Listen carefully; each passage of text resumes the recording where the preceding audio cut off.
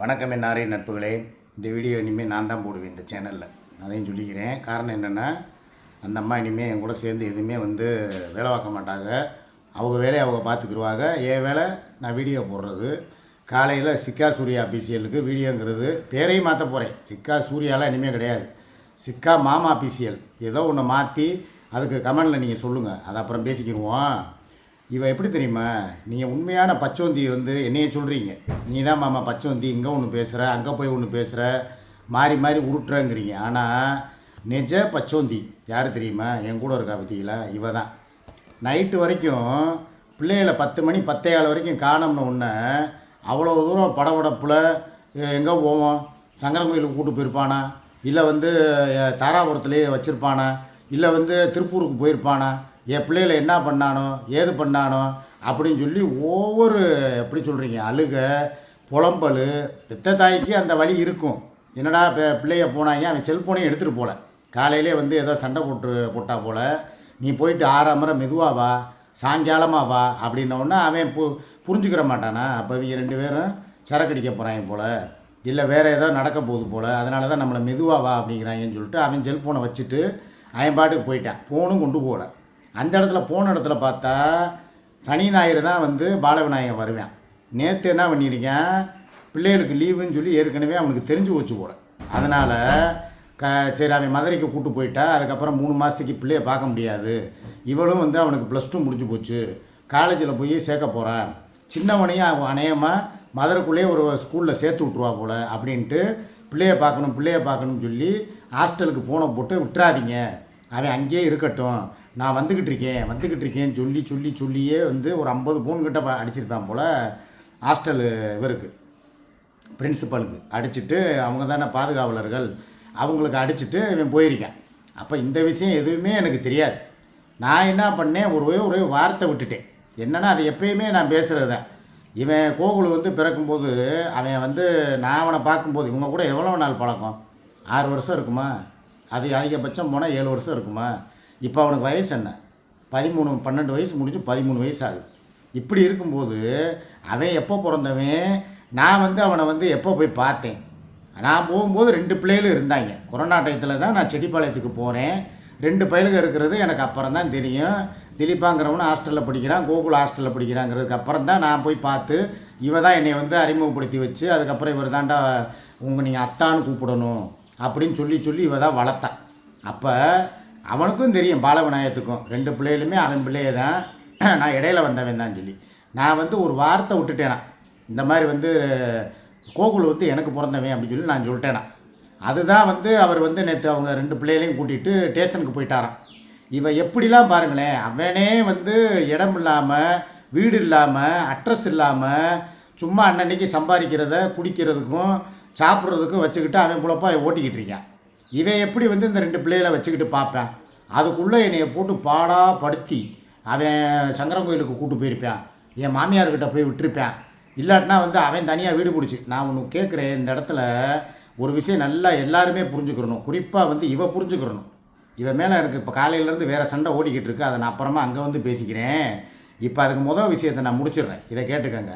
ஒரு புருஷனாக இருக்கிறவன், இப்போ என் குடும்பம் இருக்குது, என் குடும்பத்துக்குன்னு ஒரு அட்ரஸ் இருக்குது.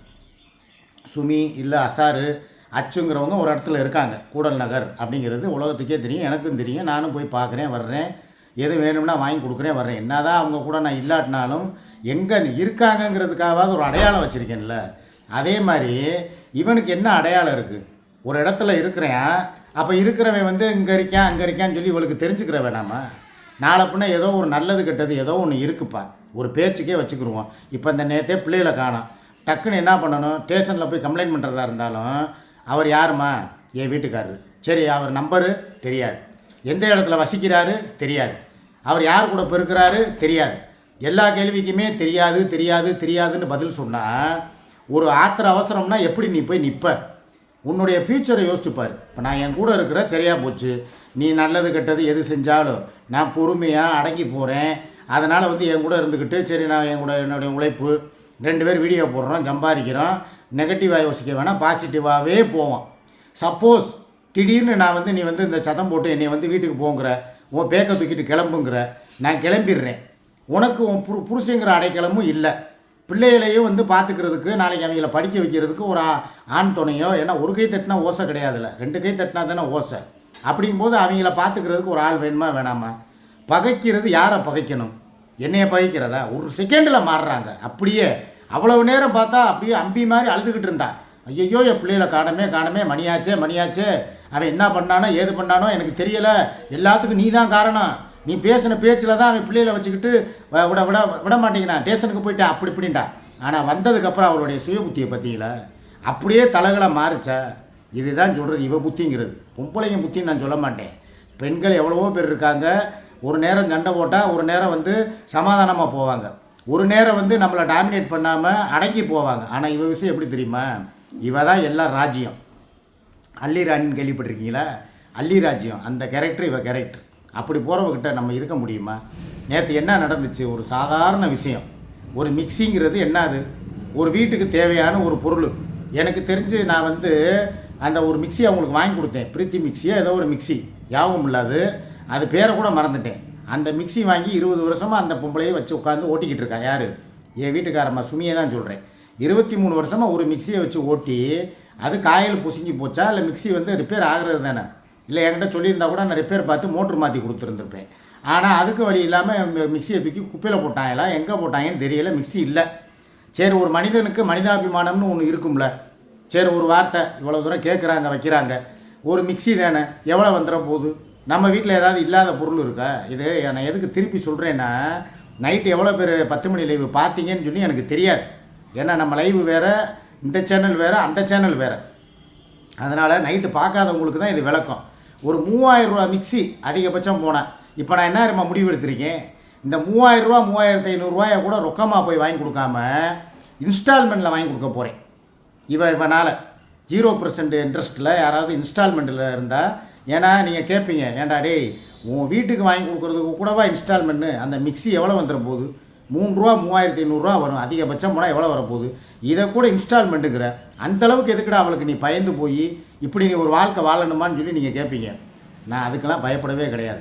எனக்குன்னு சுயமரியாதை இருக்குது, எனக்கும் மானரோசம்லாம் இருக்குது. எல்லாத்துக்கும் ஒரு அளவு தான், பொறுமை ஒரு அளவுக்கு தான் இருப்பேன். ரொம்ப போனால் அடுத்த கட்ட நடவடிக்கை நான் என்ன எடுக்க போகிறேங்கிறத நான் உங்கள்கிட்ட சொல்ல மாட்டேன். ஏன்னா சில விஷயங்கள் இங்கே உள்ளே ஓடிக்கிட்டு இருக்குது. அது என்னங்கிறத நான் இங்கே வச்சு பேசினேன்னா நல்லா இருக்காது. இப்போ எங்கள் 2 பேருக்குள்ளே குடிமி இப்படி சண்டை வந்துடும். அதனால் அந்த விஷயத்தை நான் அங்கே போய் சொல்கிறேன். ஒரு பரம ரகசியம் ஒன்று இருக்குது, அதை நான் 10 மணி வீடியோவில் அங்கே நான் போய் பேசிக்கிறேன். இப்போதைக்கு வீட்டுக்கு தேவையான பொருளை நான் வாங்கி கொடுக்குறத யாராலையும் தடுக்க முடியாதுன்னு சொல்லிட்டேன். நான் இப்போ கிளம்புறவன் தான், நேராக போகிறேன். குளிச்சுட்டு ரெடியாகி நேராக போய் அவங்கள வர சொல்ல போகிறேன். ஜேம்ஸ் அண்ட் கோவுக்கு வர சொல்லி, இல்லைனா வந்து வசந்தன் கோவுக்கு வர சொல்லி, இல்லை ஏதாவது ஒரு கடையில் போய் ஒரு மிக்சியை வாங்கி அவங்க கையில் ஒப்படைச்சிட்டு பார்க்கட்டும். ஏன்னா நான் என்ன சொல்கிறேன்னா, ஆதரவு இருந்தால் பரவாயில்ல. எனக்கு அவங்கள பார்க்கும்போது நம்ம மனசாட்சியை கலட்டி வச்சுட்டு வேலை ஆக்கக்கூடாதுங்க. எதாக இருந்தாலும் சரி ரைட்டு, இவ மாத்திரம் இவள் குடும்ப விஷயத்தில் எல்லாமே வந்து ஒற்றுமையாக கரெக்டாக கைகோர்த்து அணைச்சி கூட்டு போகிறான்ல. பிள்ளைகளை காணோம்னா தேடுறா. பிள்ளைய வந்து ஏசியில் தான் இருக்கணும், அவங்க சந்தோஷமாக இருக்கணும். அவங்களுக்கு இப்போ இன்னொரு விஷயத்தையும் சொல்லிடுறேன், இதையும். இப்போ இந்த அம்மனிக்கு என்னாச்சுன்னா, நீ கிளம்பி போகிறதா இருந்தால் போ, இனிமேல் இந்த வீட்டுக்கு நீ வர வேண்டிய அவசியமே கிடையாது, உன் பொழப்ப நீ பார்த்துக்க, எனக்கு என் பிள்ளைய வந்துட்டாங்க அப்படின்ட்டா. இது எவ்வளோ பெரிய ஒரு இது. நானே கேட்குறேன், பிள்ளைய வர்றதுக்கு முன்னால் ஒன்று பேசுகிறேன், பிள்ளைய வந்தவொடனே நீ கிளம்பி அங்கே போ, நீ எங்கே போனால் எனக்கு என்ன, எனக்கு தேவை கிடையாது அப்படின்னா, இப்படியே நான் போயிடவ, முழுசாக கிளம்பி போயிடவ, உன்னை தலைமுழுகிட்டு போயிடவ. நான் அப்புறம் அந்த முடிவு எடுத்தேன்னா உன் பொழப்பு நாரி போயிடும். உனக்கு இனிமே தான் பிள்ளைகளை படிக்க வைக்க வேண்டிய சூழல் இருக்குது. இது வரைக்கும் படித்ததெல்லாம் வேறு, ஹாஸ்டலில் இருந்தானுங்க, அவங்க பொழப்பு தலைப்பு ஓடிடுச்சு. ஆனால் இனிமேல் காலேஜுக்கு சேர்க்கணும், அதுவும் நல்ல காலேஜில் சேர்க்கணும். அது யாருனால முடியும்? ஒரு அனுபவசாலினால தான் முடியும். என் பிள்ளைகளை நான் எப்படி படிக்க வச்சேனோ அதை மாதிரி தான் உன் பிள்ளைகளையும் படிக்க வைக்க போகிறேன். உன் பிள்ளை வேறு என் பிள்ளை வேறுன்னு சொல்லி பிரித்து பார்க்க போகிறதில்ல. என் பையனுக்கு கூட என்ன கல்யாணம், ஒரு கடை வச்சு கொடுக்குறது, இதை பற்றி கூட யோசிக்காமல் உன் பிள்ளைகளே நல்லா இருக்கணும்னு சொல்லி யோசிக்கிறேன்ல. அப்போ எனக்கு நீ கொடுக்குற மரியாதை இது தானே? என்னை கேவலப்படுத்துகிற, லைவில் கேவலப்படுத்துகிற, மீடியா முன்னால் அசிங்கப்படுத்துகிற, என் குடும்பத்தை கேவலப்படுத்துகிற, அவுத்து காட்டினவ திறந்து காட்டவன்னு சொல்லி டெய்லி சொல்கிற. ஏன் சுகையில் வாங்கி கொடுக்க மாட்டானான்னு கேட்குற. அவன் எதுக்கு வாங்கி கொடுக்கணும்? அவன் எங்கேயோ இருக்கிறான், இவன் எங்கேயோ இருக்கிறா. அவள் போய் தான் சுகையில் கூட போய் குடும்பம் நடத்திக்கிட்டு இருக்காளா?